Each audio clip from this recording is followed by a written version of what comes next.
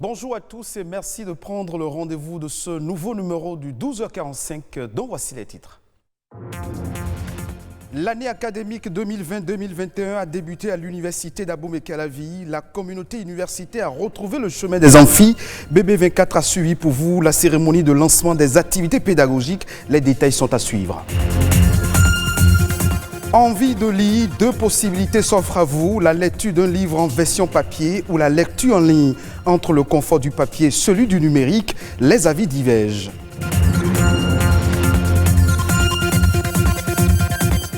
Elles sont des lésions cutanées très fréquentes et assimilables à des cicatrices sur la peau. Il s'agit des vergetures. Comment les prévenir? Quels sont les traitements efficaces pour les enlever? Le point avec Franck Yédomon, dermatologue.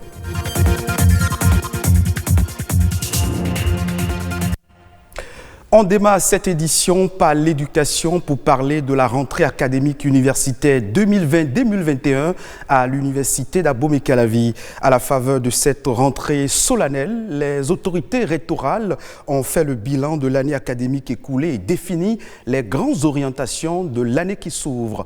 Ramatoula Wani, Émile Azopota.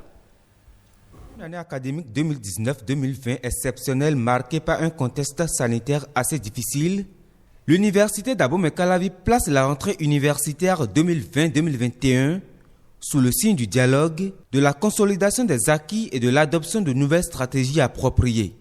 Pour plus de visibilité de l'UAC, tous les enseignants-chercheurs, sans exception, devraient poster sur la plateforme BEC de l'UAC toute leur production scientifique. De plus, le vice-recteur chargé de la recherche universitaire, secrétaire permanent du conseil scientifique, devra disposer de son site web. La généralisation de la délivrance des diplômes en anglais dans toutes les écoles et entités avec l'appui de STIPL. L'élaboration du document de politique d'insertion professionnelle. Voilà quelques-unes des perspectives pour l'année qui vient. Des engagements pour donner une vision plus dynamique à ce haut lieu du savoir, inclin aujourd'hui à un nouveau paradigme. Une vision partagée par les différents acteurs du monde universitaire qui entendent relever ces défis avec abnégation. Pour un enseignement équitable et de qualité, il y a les réfections des amphithéâtres et salles de cours de 2018 à 2021, la promotion de la recherche scientifique de qualité et l'innovation technologique au service du développement. Au début de cette nouvelle année académique, je voudrais rassurer une fois encore les autorités à divers niveaux que l'accompagnement du personnel administratif aux côtés des enseignants pour un meilleur suivi et encadrement des étudiants ne leur fera point défaut. Monsieur le recteur, plaidez pour les étudiants, pour les autres centres, pour qu'il y ait extension des services sociaux aussi, notamment sur Adjara, INGEPS, les autres centres et instituts affiliés à l'université. Au cours du lancement de cette rentrée académique, 36 enseignants de l'université ont reçu des lettres de félicitations. Ils deviennent désormais des enseignants émérites admis à faire valoir leur droit à la retraite. Une conférence inaugurale sur le thème « La recherche portant sur la personne humaine » est venue clôturer la cérémonie qui donne ainsi le top officiel des activités académiques sur les différents campus de l'UAC. Restons toujours dans le secteur de l'éducation pour parler du 5e A, à savoir le livre. Vous le savez sans doute, plus besoin aujourd'hui d'acheter un livre pour y avoir accès. L'Internet, loin d'être uniquement un canal de distraction, constitue un outil d'accès à bon nombre d'ouvrages. Pour certains, le livre en ligne est devenu un moyen de prédilection pour la formation, tandis que d'autres résistent encore à adopter le numérique. Le livre est un assemblage de plusieurs feuilles servant de support à un texte manuscrit. Depuis des millénaires, il a permis d'améliorer la qualité d'accès et de portabilité de l'information.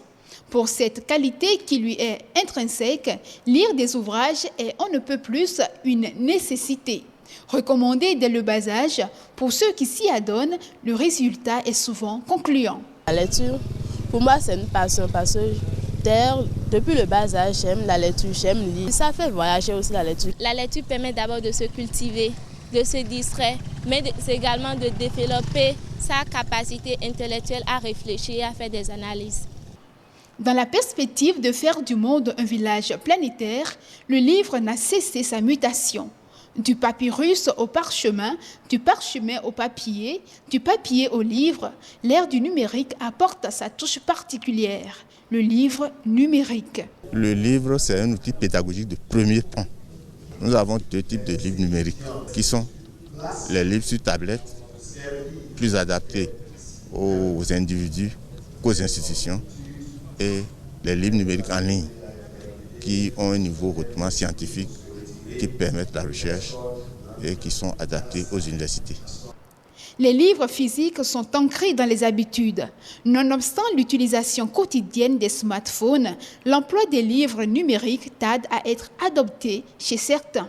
Je n'aime pas les livres en ligne. Pour moi, c'est une sorte de distraction. Mis à part les histoires et leçons de vie dans des groupes sur les réseaux sociaux, je préfère lire les livres de vue. J'aime les livres physiques parce que ça me permet d'être un peu plus concentrée. Et la luminosité des écrans ne m'arrange pas trop quand je fais la lecture en ligne. Quand j'ai les bouquins devant moi, je suis non seulement concentrée, mais je peux également souligner les mots, aller chercher les sens, garder et revenir encore lire.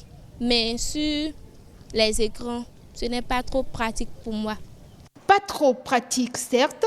Pour certains, c'est une évidence. Aujourd'hui, on est à l'ère de la mondialisation. C'est ce qu'aiment les jeunes, la littérature en ligne pour lire. Par exemple, moi, ce que moi je fais, les livres en ligne. Et je vais aussi dans les librairies. Même si les livres électroniques existent, les livres physiques demeurent et s'imposent. Leur emploi conjoint ne peut être qu'un atout. On les associe le plus souvent à la grossesse, mais les vergetures touchent en réalité une immense majorité de femmes. Les vergetures sont des lésions cutanées profondes qui apparaissent suite à une rupture des fibres élastiques et collagènes. Il est particulièrement difficile d'agir sur des vergetures installées, mais des astuces pour s'en débarrasser existent, selon le dermatologue Franck Yédomon. Les vergetures, c'est des troubles trophiques de la peau. Troubles trophiques de la peau qui entraînent des fractures au niveau du derme. Vous avez l'individu qui, à cause d'une forte prise de poids, ou bien donc alors d'une maigreur relative qui est rapide, va développer donc alors des fractures au niveau donc alors de l'étirement de la peau. Ces fractures sont les vergetures.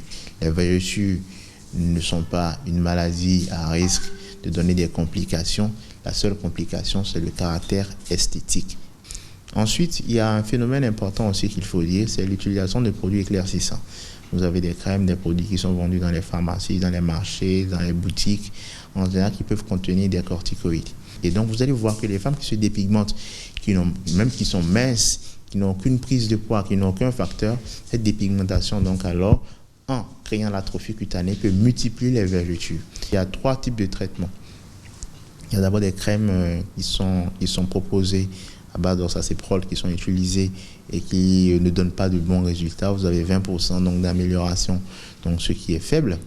Et ensuite, vous avez 2 autres traitements qui marchent beaucoup plus, qui peuvent vous donner des résultats jusqu'à 80% si la vergeture est jeune.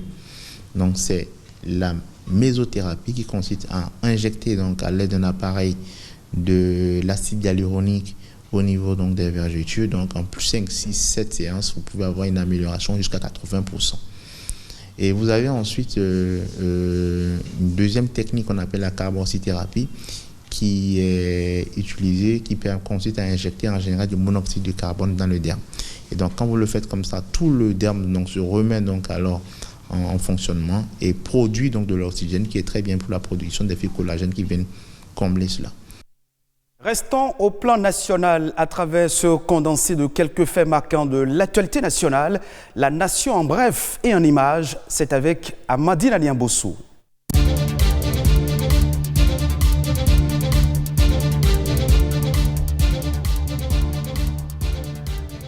Lutte contre le coronavirus, la ville de Cotonou accueille un e-colloque sur la population et le développement. C'est le ministre d'État chargé du plan et du développement, Abdoulaye Biotchane, qui a lancé les travaux ce 27 octobre. Cette rencontre tire son essence de la crise sanitaire et socio-économique liée au Covid-19. Durant 3 jours, des acteurs du monde universitaire, des décideurs politiques et des partenaires financiers du Bénin vont mener des échanges de haut niveau pour élaborer une feuille de route sur les choix de politique et de stratégies résilientes au choc sanitaire. Ceci va servir pour une riposte adéquate à cette pandémie. La première édition de ce colloque se déroule aussi bien en présentiel qu'en ligne afin de respecter les mesures d'hygiène préconisées contre cette crise sanitaire. Le gouvernement béninois s'est vu délivrer par l'Organisation africaine de la propriété intellectuelle le certificat d'enregistrement de l'indication géographique protégée ananas pain de sucre du plateau d'Alada. C'est le couronnement d'un long processus qui impose des sacrifices. Selon les autorités, cette distinction, loin d'être un honneur, constitue un moyen de pression pour positionner l'ananas pain de sucre du plateau d'Alada sur les marchés régionaux et internationaux. Le Bénin est le plus grand producteur mondial d'ananas pain de sucre, variété sucrée douce et de couleurs distinctes. Le projet de construction de logements sociaux à Ouedo dans la commune d'Abomey-Calavi avance à grands pas. Une mission de la Banque arabe pour le développement économique en Afrique, BADEA, était sur le site et a pu se convaincre des innovations et commodités prévues. Le partenariat envisagé par la banque devrait se concrétiser très vite au regard de la satisfaction affichée par la mission. L'appui de la BADEA sur ce projet est donc attendu, surtout pour les travaux de viabilisation secondaire et tertiaire et l'érection de 1000 logements collectifs à construire sur l'îlot numéro 6.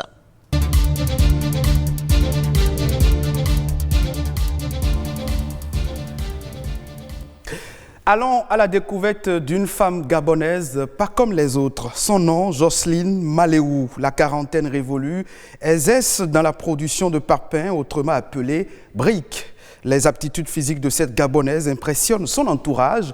Jocelyne Maléou fait montre de bravoure en s'illustrant dans la fabrication des matériaux de construction. Jusqu'ici, chasse gardée des hommes.